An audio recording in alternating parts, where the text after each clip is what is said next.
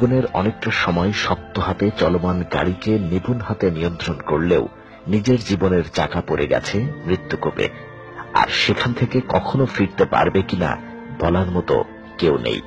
আর এসবই ঘটেছে হঠাৎ করেই। মায়ের সাথে স্ত্রী সন্তান নিয়ে কোনো মতে ঢাকার বাসাবোতে সরকারি জমির উপর তোলা ঘরে থাকত মকবুল। একদিন সামান্য পেটের সমস্যা নিয়ে ডাক্তারের শরণাপন্ন হলে ভুল চিকিৎসা কিংবা ওষুধের ভুলেই মকবুল আর কখনো স্বাভাবিকভাবে পার করতে পারেনি। হাসপাতাল আর ডাক্তারের দরজায় দরজায় ঘুরে ধীরে ধীরে সহায় সম্বল যা ছিল সব শেষ করেছে ইতিমধ্যেই।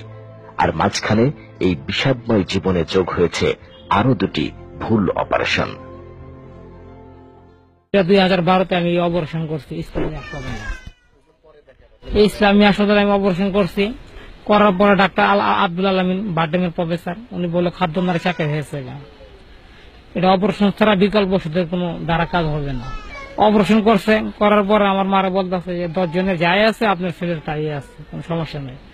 এখন বর্তমানে আর ডাক্তার আমাকে বলতেছে যে কাজটা করছে সে কাজ করছে ভুল, সম্পন্ন নার্কি ক্যান্সার হয়েছে না টিবি হয়েছে ঝুল্লা গেছে, এটা বলতেছে আপনার আব্দুল্লাহ আলমিন স্যারের বিকল্প মালিবাগের পদ্মা আবুল কাসেম খন্দকার প্রফেসর।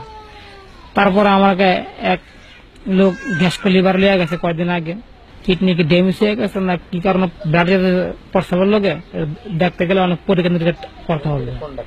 এটা বলতেছে gas liver, doctor Mahasim AKM Mahasim sir, এটা গ্যাস লিভার।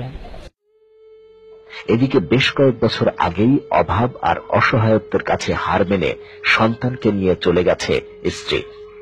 অসুস্থ মা মৃত্যুমুখে পতিত সন্তানকে ফেলে দিতে পারেনি, শেষ চেষ্টা দিয়ে আগলে রেখেছে মকবুলকে। কয়েক বছর গাড়িও চালাইছে, পরে অসুখের পর থেকে আর গাড়ি চালাইতে পারে না। মেডিকেল লইয়া অনেক জায়গায় দৌড়লাম, পিজিতে মেডিকেল, ঢাকা মেডিকেল, অনেক জায়গায় দৌড়াইছি, কিন্তু অসুখ আর ভালোই না, টাকা পয়সা করতে। তখন মনে করেন এখানে আমার একটু জায়গা ছিল বেচছি, ওইটি আসলে দর তলে ভাঙছি। এখন মনে করেন আমার আর কিচ্ছু নেই যে ভাঙুম বা দিমু বা দেখুম, কিচ্ছু বলতে নাই। আমি মা হয়ে অসুস্থ আজকে 2 বছর মতো আমার স্টক করছি আর কি, বিছনায় পড়া। ওর যে চিকিৎসা করবো আমি আর সেই শক্তি নাই। আর আত্মীয় স্বজনের কাছে থেকে সামান্য যে সাহায্যটুকু পাই তা দিয়ে ভাতের চেয়ে বেশি কিছু হয় না। সেখানে ওষুধ কিংবা চিকিৎসার কথা চিন্তা করা বিলাসিতা। কিন্তু মকবুল বাঁচতে চায়, তার বিশ্বাস সঠিক চিকিৎসা হলে সে ভালো হয়ে উঠবে। আমি ট্রিটমেন্ট করতে চাই, বাঁচতে চাই। তাই বাঁচার জন্য তার সামান্য সহযোগিতার দাবি, এই আকুতি সাধারণ মানুষের কাছে।